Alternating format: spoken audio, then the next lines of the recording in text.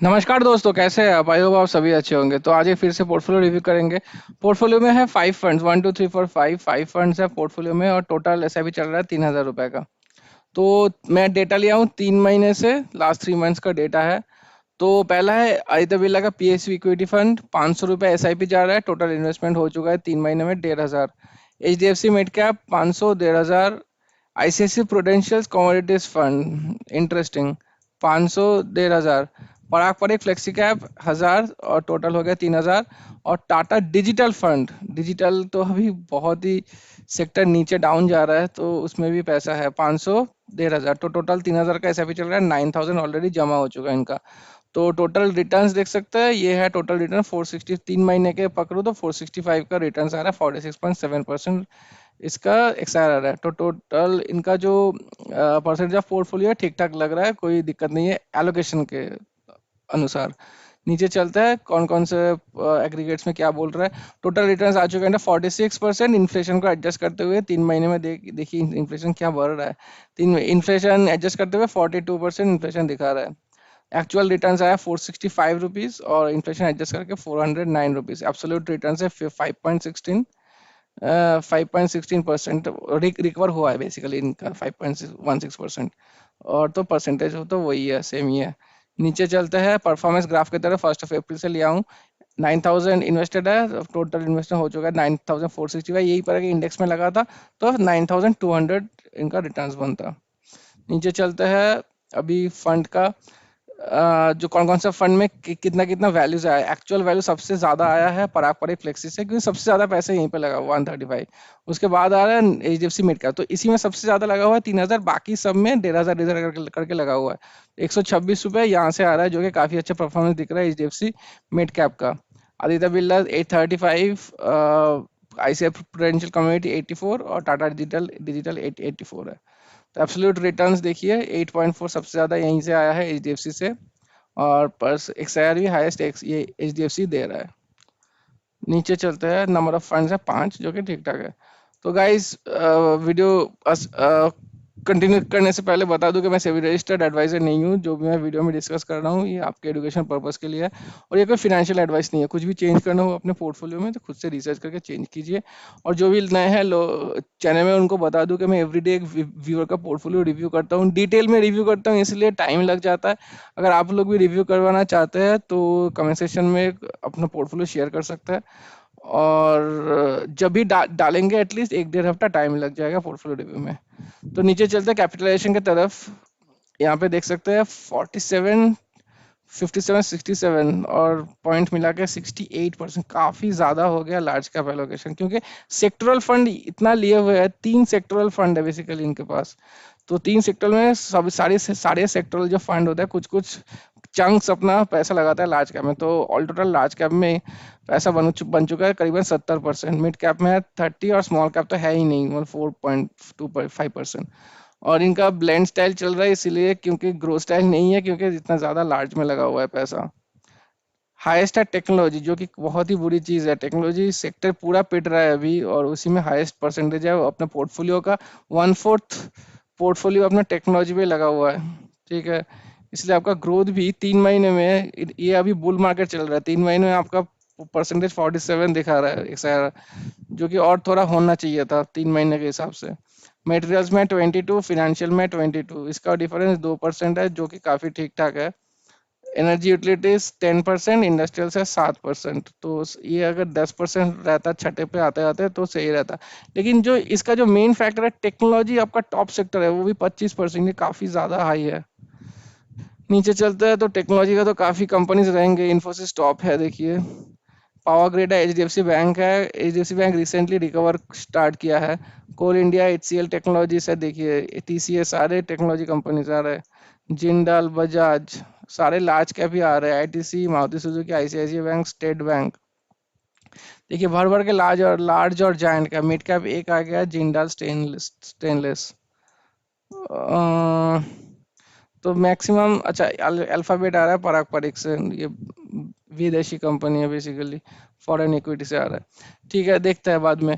तो लिक्विडिटी का बोल बोल दूं कि लिक्विडिटी आपका बाकी सबका एग्जिट लोड लग जाएगा अगर आप रिडीम करते हैं तो, क्योंकि मैं ये दिखा रहा हूँ ये स्क्रीन बेसिकली, क्योंकि आपका एसआईपी तो चल रहा है, ठीक है। अगर आप एग्जिट करेंगे तो कौन कौन से फंड से आपका पैसा लग जाएगा अगर एग्जिट करते हैं तो मैं दिखा दे रहा हूँ। टाटा डिजिटल और पीएसयू का एक मैं तो टोटल में 1059 और 1045 का लग जाएगा 3 महीने में, कंसिडर किया हूँ मैं। बाकी बाकी सब में, अच्छा सॉरी उल्टा बोल रहा हूँ, इन दोनों में नहीं लगेगा, बाकी सब में लग जाएगा आपका। These are free of exit load और ये है रिडीमेबल विथ एग्जिट लोड, ठीक है। सॉरी गलत इन्फॉर्मेशन के लिए। यहाँ पे देख देख सकते हैं यूनाइटेड स्टेट्स में जा रहा है 5% और 95% पैसा इंडिया में जा रहा है। यहाँ पे पारंपरिक फ्लेक्सी कैप की वजह से यहाँ पे जा रहा है। तो ये पोर्टफोलियो है अरिजीत चौधरी जी से, ये इनका पोर्टफोलियो है। Is there any need any to change, इसका चेंज करना थोड़ा ज़रूरी है। इसके साथ में एच डी, देखिए आपके पास ये हो गया सेक्टोरल, ये ये हो गया फ्लेक्सी, ये हो गया मेड, सेक्टोरल सेक्टोरल, 3,000 के एसआईपी में 3 सेक्टोरल फंड, ये काफ़ी मतलब कॉन्फ़िगरेशन अच्छा नहीं है पोर्टफोलियो का, बेसिकली मैं यही बोल रहा हूँ। और उसके बाद आप और एक सेक्टरल लेना चाहते हैं और एक दो सेक्टरल फंड लेना चाहते हैं, एचडीएफसी डिफेंस फंड और इंफ्रास्ट्रक्चर फंड। देखिए आपका, अब बोले नहीं कितने दिन तक आप रखना चाहते हैं। आपका अगर मैं देख रहा हूँ इतना सारा सेक्टर, एटलीस्ट 10-10+ ईयर्स के लिए रखिए आप अपने पोर्टफोलियो, 10+ ईयर्स के लिए इन्वेस्ट रहिए। तो मैं उन्हें दिखा देता हूँ, ऊपर चलते हैं थोड़ा। यहाँ पे देखिए आदित्य बिरला पीएसयू 10 साल के लिए ठीक है, कोई दिक्कत नहीं है। इस ये तो अच्छा परफॉर्मेंस करते हुए आ रहा है, ठीक है। पारंपरिक स्टेबिलिटी के लिए रखे रहिए, कोई दिक्कत नहीं है। दिक्कत है ये दोनों सेक्टर में, ठीक है। पहला तो टाटा टाटा डिजिटल, ये जो सेक्टर है पूरा सेक्टर पिट रहा है अभी, ये कब रिकवर करेगा गॉड नोज। ये टाटा डिजिटल डिजिटल जो फंड है अपने सेक्टर का सबसे बेस्ट फंड है, उसका कोई कोई सेकंड राय नहीं है। मैं दिखा देता हूँ यहाँ पर, टाटा डिजिटल का 1 ईयर में 35% आया है, ठीक है। एक साल में, अभी मार्केट इतना बुल मार्केट में चल रहा है फिर भी जो आईटी का जो सेक्टर है, बेसिकली डिजिटल का जो सेक्टर है वो काफी पिट रहा है। बुलिश मार्केट में होने के बावजूद 35% दे रहा है, ठीक है। तो नीचे आता है देखिए 33% होल्ड, 33 होल्डिंग्स है। ये वाला स्क्रीन देखिए, नंबर 2 नंबर 1 रैंक बहुत ही अच्छा है, ये अपने सेक्टर में परफेक्ट है। लेकिन ये सेक्टर पिट रहा है भाई, ऐसा कोई सेक्टर में क्यों लगाओगे जो इतना पिट रहा है? आपके पास कितना अच्छा अपॉर्चुनिटीज है, पीएसयू फंड लेके रखे हो, आप मैन्युफैक्चरिंग में लगा सकते हो, डिफेंस में लगा सकते हो, इंफ्रास्ट्रक्चर में लगा सकते हो, रिसेंटली बैंकिंग वगैरह अच्छा कर रहा है, बैंकिंग में लगा सकते हो। ऐसा कोई सेक्टर में क्यों लगाना जिसका कोई कोई फ्यूचर अभी सही नहीं है। एआई वगैरह आ रहा है, ठीक है, कैसे हिट करेगा एआई वगैरह, ये सब कंपनीज को कोई नहीं जानता है। तो मेरे ख्याल से इसमें अभी लगाने का कोई तुक नहीं बनता है। दूसरी जो बात बात है यहाँ पे बोलूँ, आईसीआईसी प्रूडेंशियल कमोडिटीज फंड, इसका देखिए एक साल में 47% है, ठीक है। एक साल में 47%, ये वाला चीज देखिए इसका। कमोडिटीज मतलब क्या होता है, मतलब गोल्ड सिल्वर मेटल्स वगैरह ये सब कंपनीज में लगाता है पैसा। ये बहुत ज्यादा साइक्लिकल रहता है, 2 साल के लिए बहुत चपरफा रिटर्न्स देगा, नेक्स्ट 3 साल के लिए कुछ भी रिटर्न्स नहीं देगा, जीरो रिटर्न्स देगा, ऐसा भी हो सकता है। बहुत साइक्लिकल नेचर है इसका, देखिए ऊपर जाता है नीचे आता है, ठीक है, ऊपर नीचे ऐसे करके जाता है ये। तो आप अगर एक गलत वक्त पे फंस गए इस ये वाले फंड में, तो आपका पैसा बहुत दिनों दिनों तक आइडल बैठा रहेगा बस, और कुछ नहीं। तो मेरे ख्याल से इतना साइक्लिकल बिजनेस पे हम लोग को लगाना नहीं चाहिए। और ऊपर से देखिए इसका जो एक्सपेंस रेशियो है ये भी कम नहीं है, 0.87। इतना पैसा देके एक साइक्लिकल फंड में लगाएंगे, और वो भी साइक्लिकल फंड अभी पैसा अच्छा दे भी नहीं रहा, बस 47% दे रहा है। आपका ऑप्शन क्या है, देखिए कमोडिटीज फंड, यहाँ पे मैं मनी कंट्रोल में साइट पे गया हूँ, हिस्टोरिकल डेटा है पूरा सेक्टरल फंड का, एक साल से शॉर्ट किया हूँ। नीचे चलता है कमोडिटीज फंड, ठीक है। टॉप वाला फंड देखिए एचडीएफसी डिफेंस फंड, एक साल का 136%, इसको छोड़ ही दीजिए, डिफेंस वाला सेक्टर अभी बहुत बूम में है, अभी छोड़ दीजिए। पीएसयू 98, ठीक है। पीएस इंफ्रास्ट्रक्चर 85, ठीक है। फिर नीचे आते हैं बीएफएसआई फंड देखिए 73, मतलब बैंकिंग वाला, ठीक है, बिजनेस साइकिल, मैन्युफैक्चरिंग देखिए 70%। ये सब छोड़ के आप लिए हैं कितना नीचे, आईसीआईसीआई प्रूडेंशियल कमोडिटीज 46%। या मेरा को तो मैं सजेस्ट करूंगा कि इससे निकल के एक इंफ्रास्ट्रक्चर, मैन्युफैक्चरिंग, डिफेंस कहीं और लगाइए आप। ठीक है, ये तो मैं सजेस्ट करने वाला हूँ आपको। अब देखिए आपको क्या करना है। बेसिकली आपको और एक फंड चाहिए यहाँ पे, आपका स्मॉल कैप मिसिंग है। स्मॉल कैप यहाँ पे मिसिंग है, आपका स्मॉल कैप का एलोकेशन देखिए नीचे, ये देखिए 4%। आपका स्मॉल कैप है ही नहीं। जो भी स्मॉल कैप यहाँ से आ रहा है, सेक्टरल फंड जो लिए हुए हैं आप, वहां से जो जो स्मॉल कैप कंपनीज में पैसा लगाए, वहीं से 4% आ रहा है। आपका ग्रोथ बहुत ही कम कम हो जाएगा।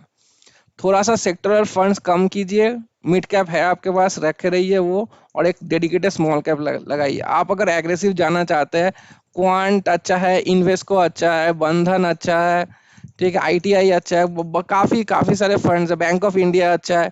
तो काफी सारे फंड्स ऐसे स्मॉल कैप फंड अच्छा है जो आप ले सकते हैं। अगर थोड़ा सेफ खेलना चाहता है तो एसबीआई का है, कोटक है, ठीक है, वो सब फंड्स देख सकते हैं आप।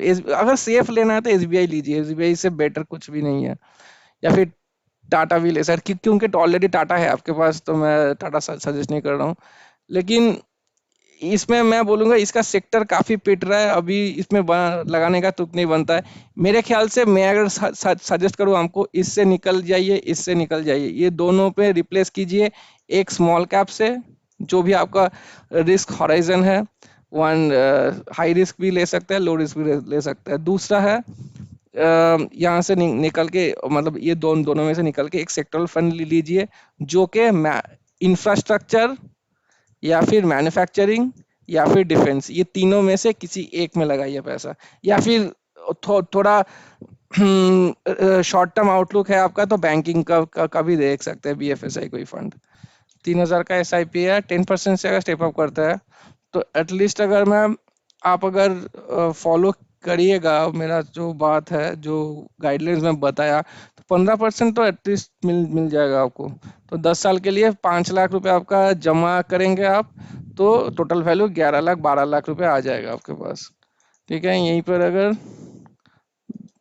12 साल के लिए लगाएंगे तो 18 लाख रुपए आ जाएगा। तो आपका टाइम पीरियड में पता नहीं है, ऐसे ही मैं अंधेरे में तो तीर मार रहा हूँ। तो ये आपका बेसिकली एक अप्रोक्सीमेट वैल्यू बन जाता है कि आपका एक जो कितना पैसा आएगा आफ्टर 10-12 ईयर्स, एक अप्रोक्सीमेट अमाउंट आपका आपको दिख दिख गया होगा। तो बताइए कैसा लगा वीडियो, पसंद आए तो शेयर कीजिए अपने फ्रेंड्स एंड फैमिली के साथ, अरिजीत चौधरी जी। और जो भी नए हैं चैनल में, उन लोगों को बता दूं कि मैं एवरीडे अपना एक व्यूअर का पोर्टफोलियो रिव्यू करता हूं। आप लोग भी अगर चाहते हैं तो कमेंट सेक्शन में डाल दीजिए, और वीडियो पसंद आए तो लाइक कीजिए। गाइस, लाइक नहीं कर रहे आप लोग, लाइक का आप लोग का बस 2 सेकंड टाइम लगता है, आपके लिए फ्री है, मोटिवेशन मिल जाता है थोड़ा।